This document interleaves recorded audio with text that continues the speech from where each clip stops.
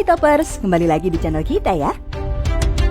Jika berbicara mengenai dunia premanisme khususnya di wilayah Jakarta, maka bisa jadi ingatan kita akan langsung terpaku pada nama John Revra alias John Kay. Bagaimana tidak, pria asal Maluku ini merupakan salah satu sosok yang mungkin dapat dikatakan sebagai selebnya dari dunia premanisme. Siapapun yang bersinggungan dengan dunia hitam ibu kota, hampir pasti mendengar namanya. Terdapat berbilang alasan mengapa seorang John Kay begitu dikenal. Salah satunya adalah karena ia dan kelompoknya sempat menjadi tersangka dalam kasus pembunuhan Direktur Sanex Steel Mandiri Tan Hari Tantono alias Ayun.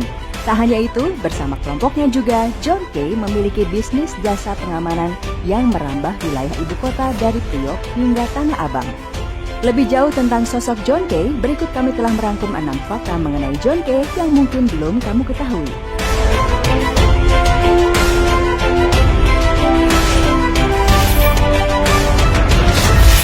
Yang pertama, gemar berkelahi sejak masih belia. Sejak kecil, John mengaku dirinya gemar berkelahi Toppers. Nah, karena hobinya yang satu ini, ia dikeluarkan dari Semean Negeri Tual, di mana saat itu usianya baru 17 tahun. Kemudian ia melakukan tindakan nekat setelah dikeluarkan dari sekolah tersebut. Ia malah memilih kabur ke Surabaya dan akhirnya mulai menginjakkan kakinya di Jakarta. Untuk bertahan hidup saat itu, ia sampai harus menjual celana miliknya demi mendapatkan uang untuk makan, sementara saat itu ia harus tidur di jalanan. Masih belasan tahun, namun telah merasakan kerasnya hidup, membuat John Kay muda bukan menjadi remaja kebanyakan.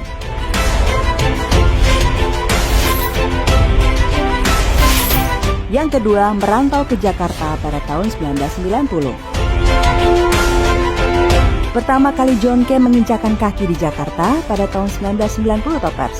10 tahun kemudian, sebuah organisasi ia dirikan dengan nama Angkatan Muda Kay atau yang biasa disingkat dengan AMKay.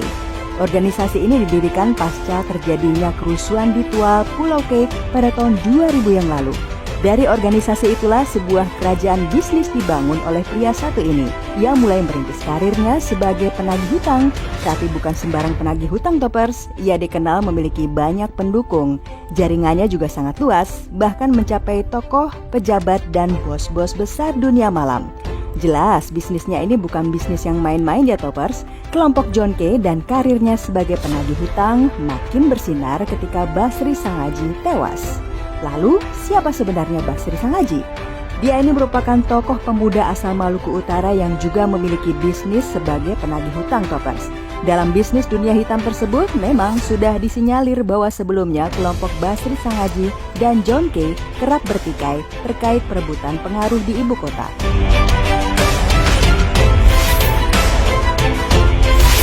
Yang ketiga, John Kay kerap dikaitkan dengan pembunuhan Basri Sangaji. Sebelum Basri tewas, terdapat peristiwa mengerikan yang terjadi.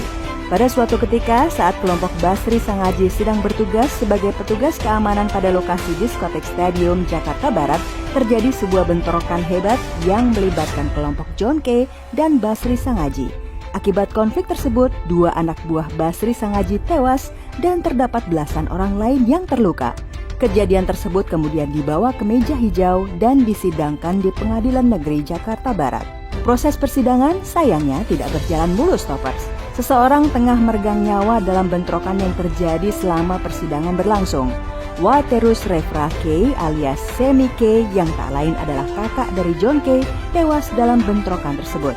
Kejadian tersebut yang kemudian disinyalir sebagai pemicu terjadinya pembunuhan terhadap Basri Sangaji.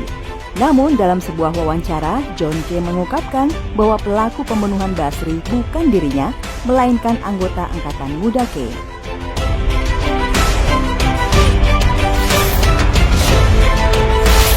Yang keempat, kelompok John Kay termasuk 3 terkuat di ibu kota. Berkecimpung di dunia hitam dan menjalankan bisnis dalam jasa penagihan hutang, kelompok John Kay termasuk 3 terbesar dan terkuat di ibu kota bersama dengan kelompok Sangaji dan Hercules. Dikatakan besar karena kelompoknya menangani urusan penagihan hutang dengan nominal lebih dari 500 juta rupiah. Untuk urusan hutang piutang di bawah jumlah tersebut biasanya akan ditangani oleh kelompok-kelompok yang lebih kecil.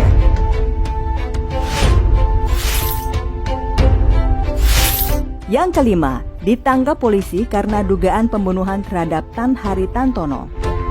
Pada tanggal 17 Februari 2012 lalu, John Kay ditangkap. Ia ditangkap oleh gabungan Subdit Umum dan Subdit Resmob Polda Metro Jaya Hotel Siwan Pulau Mas, Jakarta Timur atas dugaan pembunuhan terhadap Tan Haritantono selaku Direktur Sanex Steel Mandiri, dan sosoknya pun kemudian menjadi sorotan publik.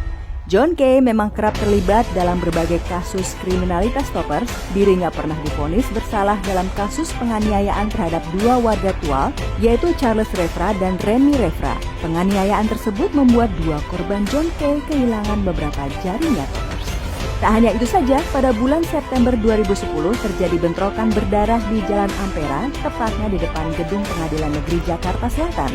Bentrokan tersebut melibatkan kelompok asal Flores yang mengakibatkan tewasnya 4 orang serta puluhan orang lainnya mengalami luka.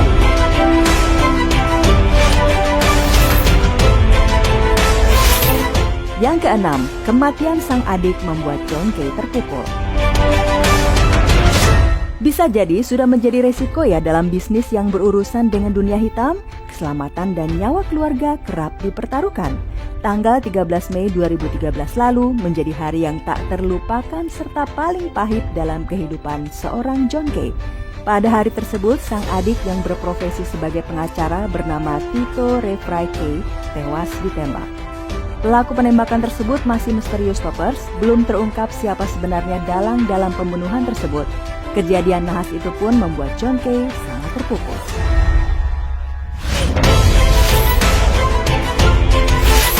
Nah toppers, demikian rangkuman 6 fakta mengenai John Kay yang mungkin belum kamu ketahui. Terima kasih ya sudah menonton video ini. Silahkan tinggalkan like dan komentarmu di bawah video ini untuk menjadi bahan diskusi bersama.